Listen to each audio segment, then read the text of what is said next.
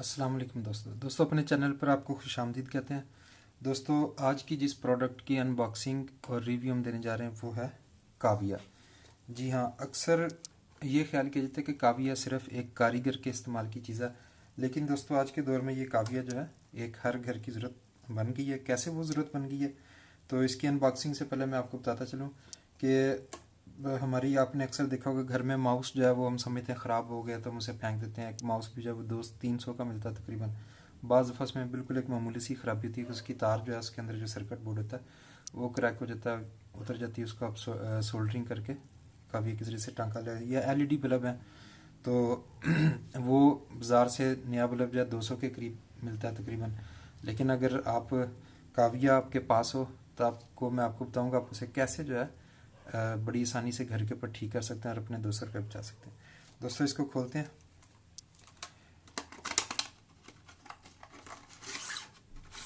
ये जनाब हमारा काविया आ गया। अच्छा दोस्तों, ये जो है काविया जो 30, 40, 50, 60, 80 वाट का भी होता है, तो उनकी जो ये टिप जो है ये मोटी होती है। लेकिन अब ब्रीक टिप वाला यानी कि ये जो है ये 30 वाट का है, ये इसके ऊपर लिखा भी होगा 30 वाट 220 वाट। तो आप ये ब्रीक टिप वाला लेंगे, हर जगह यूज़ हो जाएगा। जो मोटी टिप वाला होगा वो बारीक कामों के लिए इस्तेमाल नहीं हो सकेगा। तो इसमें दोस्तों ये इसकी लाइट भी लगी हुई है, जब ये ऑन होगा तो आपको पता चल जाएगा। हम इसे चेक कर लेते हैं लगा के। ये देखिए लाइट अभी ऑफ है। मैं इसका प्लग इन करता हूँ इसके शू को। ये देखिए दोस्तों ये ऑन होगी लाइट, ठीक हो गया। ये देखिए ऑफ होगी, ये देखिए ऑन होगी। अच्छा तो दोस्तों जैसा कि पहले बताया कि हम ये समझते हैं कि जी ये सिर्फ एक कारीगर के इस्तेमाल की चीज़ें हैं, लेकिन आप दुकान के चक्कर लगाने से बच सकते हैं। सिर्फ छोटे छोटे मसाइल होते हैं। मसलन डिटेल से तो नहीं करके दिखाएंगे, मैं सिर्फ आपको ज़ुबानी बता देता हूँ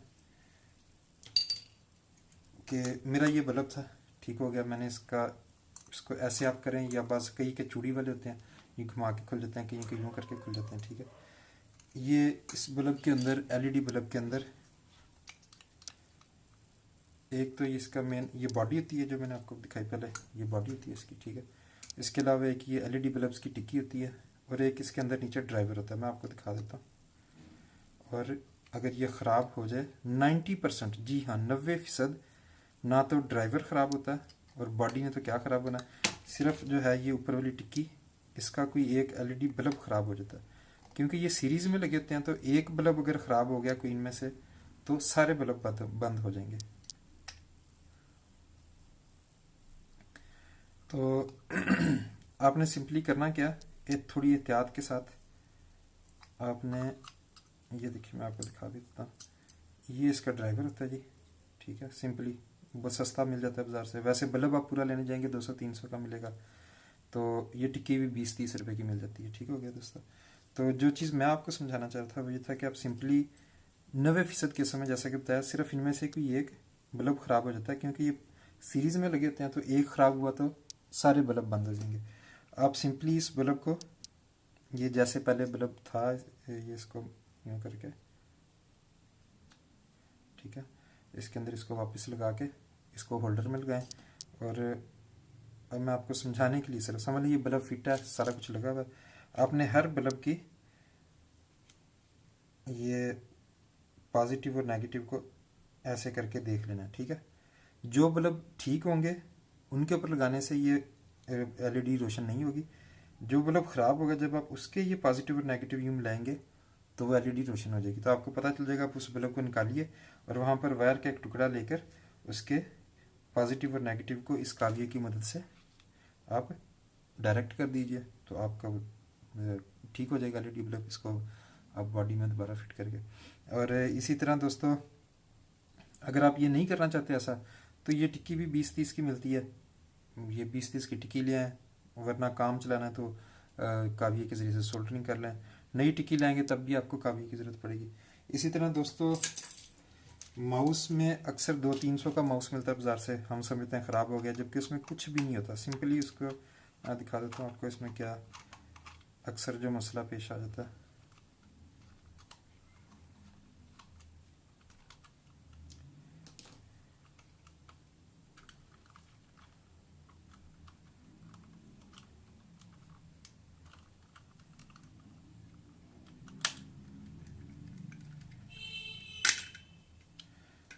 जी दोस्तों, ये देख सकते हैं, ये इसकी बहुत ही बारीक बारीक वायर्स होती हैं। ये मैंने टेप लगाई थी क्योंकि शॉर्ट हो रही थी, आपस में मेरी थी। तो इनमें से कोई एक तार जो है उसका वो टांका उखड़ जाता है।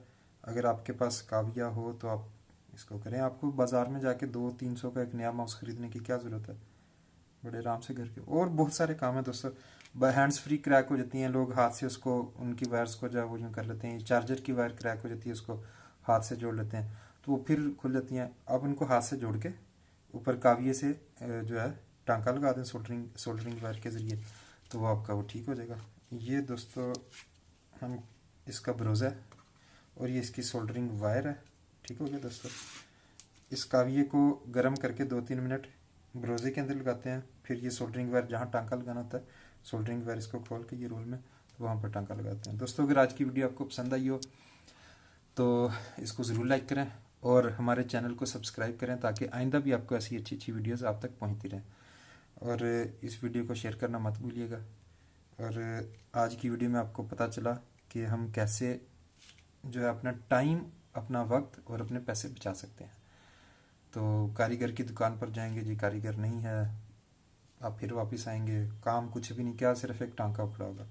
तो इस काविये की मदद से आप अपने बहुत सारे मसाइल को हल कर सकते हैं। तो दोस्तों इजाज़त दीजिए, शुक्रिया, अल्लाह हाफिज़।